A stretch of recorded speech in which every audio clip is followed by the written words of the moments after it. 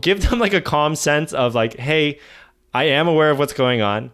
I am watching over your orders, but I'm not like hovering over you and like micromanaging you like blah, blah, blah, like a little like puppet, like you're a little puppet master. You don't want to be doing that, right? All right, guys, in this video, we're going to be talking about how to be a great senior resident. And I just want to say a quick shout out to Jay Chan for requesting this video, who asked, any chance you would make a video on tips on senioring? I'm about to be a PGY2 and it's nerve wracking just to think about it. So yeah, in this video, I really want to go over my tips for being a great senior. And by no means am I claiming that I am a great senior, but I do think that I try to think about ways I could be a better senior for my interns and medical students. And I think there are a lot of things that separates people who are the great seniors who you enjoy working with and the other seniors who you don't have as good of an experience with. And so I want to go over some of my tips and advice regarding that in this video. To start off, honestly, I think if you're watching this video and you are interested in being a great senior, the fact that you're self-driven to try and be a great senior is already putting you above the rest of the pack, because you're actually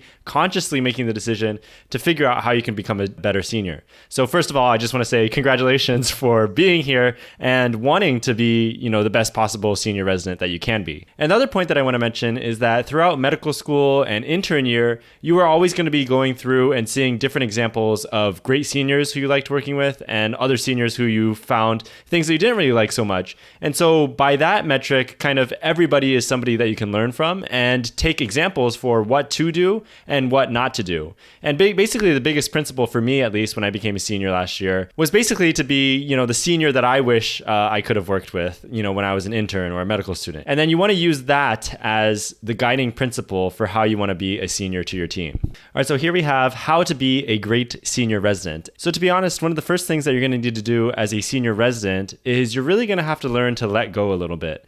I think early on in intern year, you're going to be very used to knowing every single little minute detail about your patients. And as a senior resident, when you're now covering the entire team, you really have to just start focusing on the big points. What are the big plans that are going on for the patient? And what is their major kind of outlook for how they're going to get out of the hospital or discharged home or to a skilled nursing facility? You're not going to know every single medication sometimes like you did as an intern. And so point number one is kind of you have to let go of control a little bit. And one of the big things for me when working with seniors is there are definitely seniors that you're going to work with who have not really let go yet. And they're going to be constantly double checking everybody's work. You should be doing that, but you need to do it in a way that's kind of behind the scenes, right? You don't want to come across as this super micromanagey senior. And so that's one big thing that I think is a characteristic of a bad senior, is somebody who's just micromanaging, won't relinquish any control at all. So the second point is really don't micromanage your interns. You really want to develop a sense of allowing them to have some autonomy. They should be able to do things on their own, and you should be able to teach them how to put in orders correctly, how to do admission orders and things like that. And you don't want to just do everything for them, because that's basically depriving them of a learning opportunity. So certain ways that this can manifest itself, and that I've seen it manifest in some of the seniors that I have worked with, don't interrupt interns frequently during their presentations. Even if you do have minor corrections or you want to add a different point, wait until their entire presentation is over and then add it in, okay? You never want to be that person who's just butting in all the time and just not really letting the intern talk. You already know how to give a presentation. You've been honing that throughout all of intern year. So let the intern work on developing that skill before you jump in and just kind of steal that thunder from them all the time. Another time that I worked with a senior, we would be going to take histories and physicals, and all of a sudden we would get to the patient's bedside and the senior resident would start taking the history and physical. And again, you're totally depriving the intern of that learning opportunity and that learning experience. Part of intern year is figuring out how to do an effective history, more quickly than when you were in medical school. And so let your interns do the history and physical. You can stand there, you can supervise. One thing that I really like doing is actually just scribing for them. So I'll help kind of take notes for them on the wow that's in the room.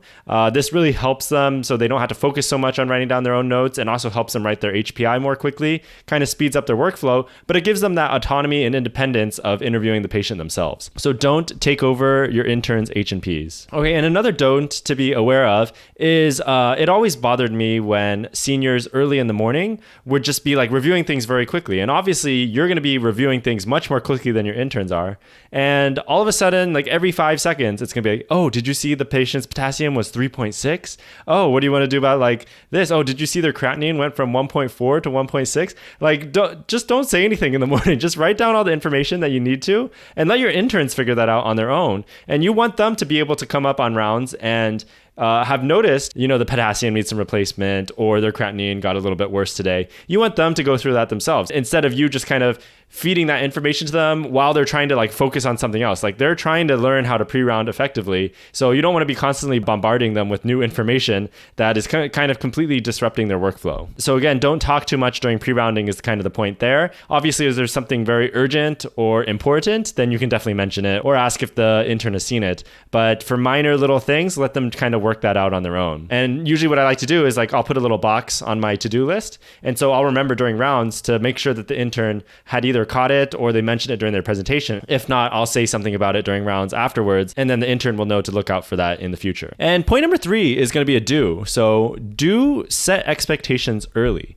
So a lot of times you come in and there's not really clear expectations. And this is something I really did pretty early on as a senior, and I haven't been doing as much recently, but honestly, I probably should be going back to doing it. But I actually made this Word document where it set forth all of the different expectations I had of interns, and I can just show you that real quickly. This was something that I was like printing out for interns early on. And so I would go through kind of what my expectations were for rounding, for my role as a senior. And so I mentioned certain things. So I talked about how I would like to, do rounds every day. So we'll do bedside rounds on any medical student patients, active patients, and potential discharges. The rest of the patients will do table rounds for. I wrote in bold, my goal is for you guys to get home on time every day. Basically, I'm setting the expectation too that during rounds, if you are not presenting a patient and you get paged, then I 100% expect you to step aside and return it. A lot of times this isn't explicit for people. So if you say this early on in the rotation, then they feel much more comfortable getting their work done that they need to do, and not feeling like, oh, is somebody going to be angry at me for not paying attention on rounds or something. So I wrote, don't feel obligated to stay and listen on rounds if it's not your patient. If you need to call a consultant, you can step aside from rounds to call them. For table rounds, I absolutely encourage you to be using your own computer as your co-intern is presenting. This is for when we're table rounding. Either so you can follow along with their presentation, because obviously if it's visual, it's a lot easier to follow along with the presentation, or they can be placing their own orders for their patients that we had already discussed, or even start writing on their own notes. I basically said whatever works best for their workflow is something that they should be doing. I even wrote, I remember as an intern how it would feel a little rude to be on my computer while my co-intern was presenting, but it would have been so much more effective and efficient if I was following along on the computer or getting my own work done if needed. So you have my explicit permission to be on the computer. If we have any medical students, I expect you to check in with them 10 to 15 minutes before rounds to go over their plan. Try to anticipate any potential PIMP questions they may get. Your objective is to make them look as good as possible on rounds. If they look good, then our whole team looks good. At this point, I'm basically just reading this kind of document that I made because I feel like it answers probably your question very well. So I talk about when we're admitting patients, I'll have the interns take the H&P and I will help scribe for them. And then I also wrote that please let me know at the beginning of the rotation if you would like to be more autonomous or if you would like me to help out more with tasks. For example, would you like me to help put in admission orders when we see new patients, or do you want to do them yourself?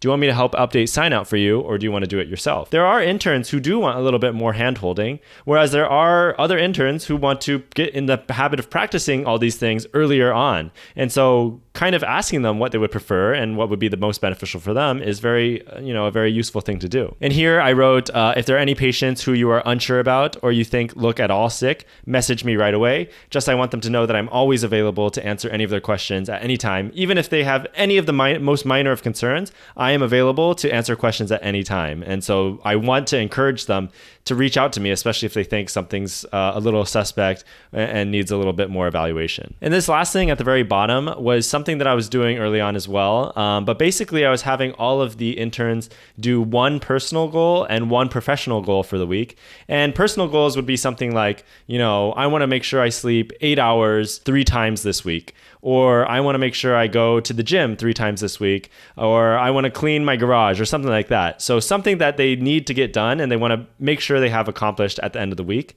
And then one professional goal would be like, I want to learn how to do admission orders this week, or I want to work on my presentations this week. One really common one that a lot of interns chose to do was, I want to work more on bedside ultrasounds this week. And so by setting some of these goals, it was really helpful because the personal goals were a great way to kind of have a team bonding experience. And then periodically I would be checking in. I'd be like, hey, did you like sleep 8 hours last night? Or did you go to the gym last night? And so at the very end of the week, I could make sure that I'm trying to get them to accomplish their personal goals.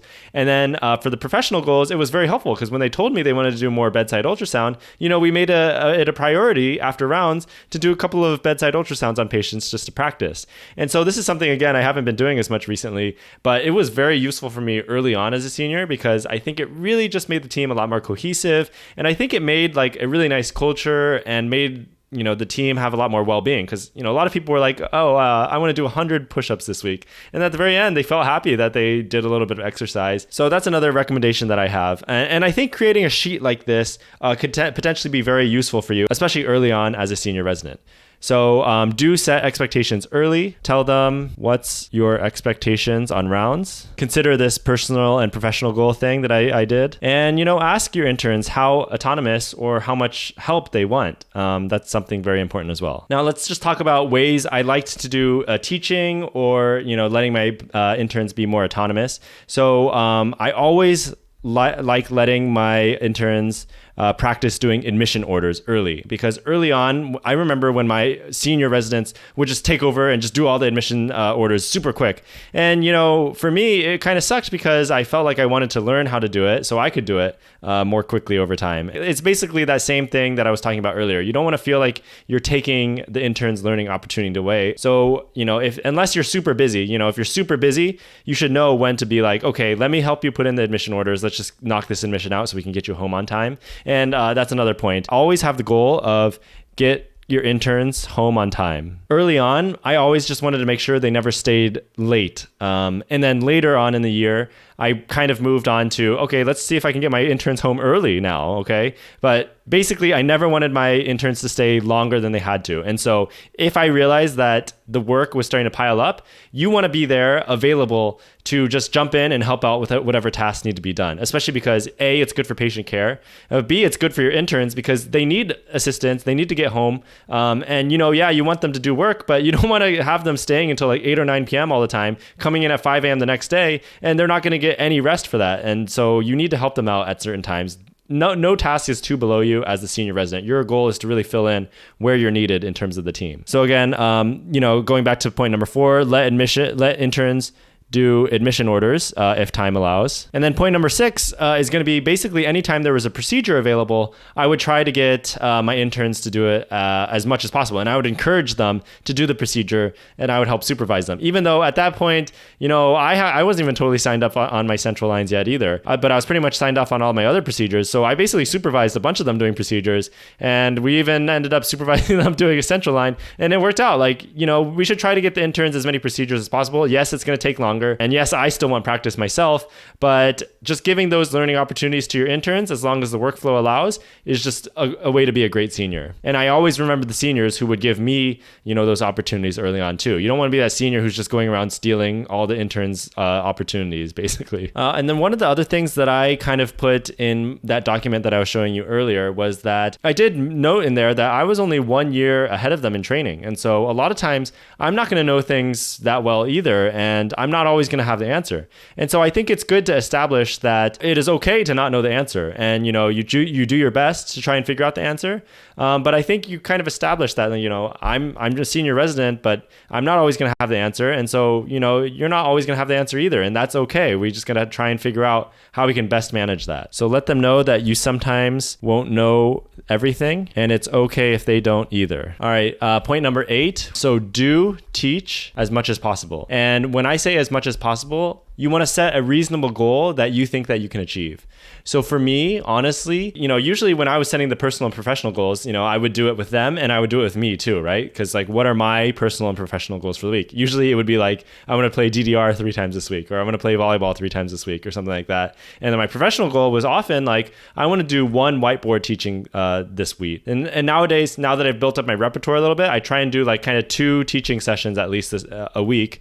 But early on, it was just like, I want to do 1 didactic session with you guys where I teach on the whiteboard and try and teach you guys something. And that builds up my own teaching skill too. And it's also highly appreciated by them, because if you're putting in the effort to do a whiteboard chalk talk for them, I feel like you're already kind of ahead of 80-90% of other senior residents out there. And so putting in that effort, that's the best way to get better at teaching. You're setting an expectation for yourself, and you're also setting the expectation for the interns. They're going to be expecting that, and then they're going to really enjoy it when you're able to teach them something, and they're going to feel like they're actually getting education, which is very important during intern year. So set a goal to teach on the whiteboard at least 1 to 2 times per week. 9 is going to be giving feedback.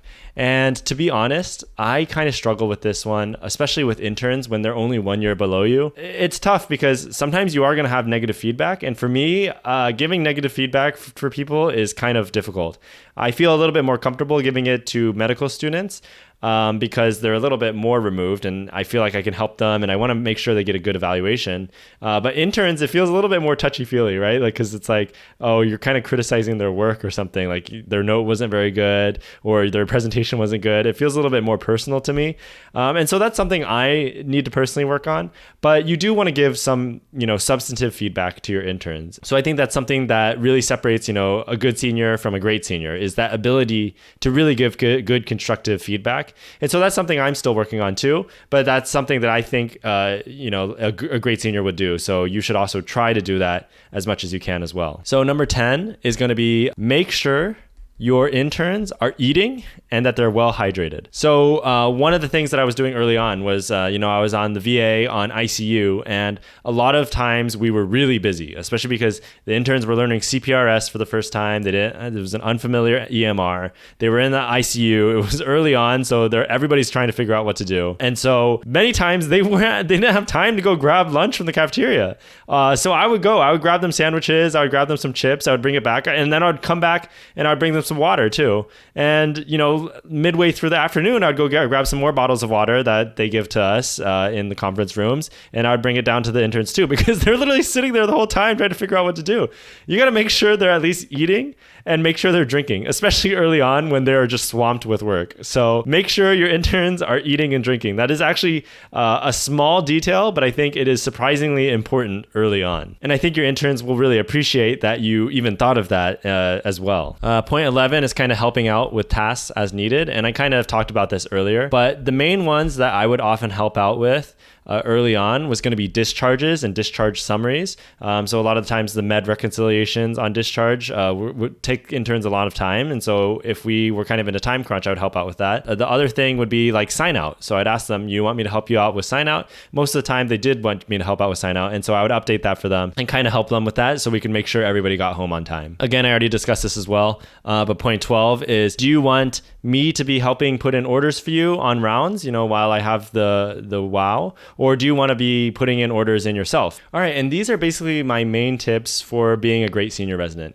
And you can see that it's not very structured. There's just so many different things and different aspects of how to be a great senior resident. But like I said at the beginning of the video, if you're already thinking about ways that you can be a great senior resident, you're already setting yourself above the rest of the pack. And by doing some teaching, you are going to be better than 90% of senior residents as well. Okay, so very important to try and do some teaching. I think that's one of the most useful things that you can do as a senior resident. And then the rest of it is really just about managing your team, making sure that everybody is well, they are taken care of, they're getting home on time, you're helping them with tasks, and you're really just helping alleviate the burden for them when needed. But at the same time, allowing them to be autonomous and not taking over and just taking all their procedures, taking the H&P, taking the admission orders, and just doing everything. Because, as a senior resident, you could do that. You probably could just manage the entire service and just take over everything.